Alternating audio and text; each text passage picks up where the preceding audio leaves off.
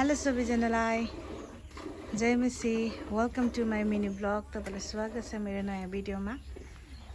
अनि यो चाहिँ म अहिले चितवनको घरमा माइती घरमा छु। उहाँ चाहिँ मेरो मम्मी हुनुहुन्छ भने यो चाहिँ हामी गाई दुधैछौँ। यो चाहिँ हाम्रो विनिताको घरमा भएको गाईहरू हो। है त अहिले चाहिँ दुध दुधै हुनुहुन्छ। म चाहिँ बिस्तारै बिस्तारै देखाउँला गाई दुहेको। फेरि आउनु चाहिँ आउँछ नि, फेरि विनितालाई त्यस्तो नसम्झिनु होला।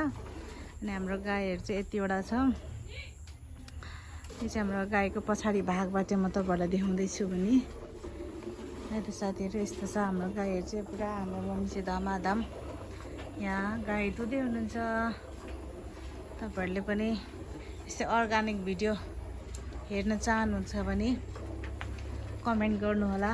म तपाईहरुलाई यस्तै अर्ग्यानिक भिडियो ल्याउने छु। है मम्मी, है है है भन्नु न। मम्मी चाहिँ रिसिनु भएको छ। ल साथीहरु यस्तै छ ल। Thank you for watching. Bye by.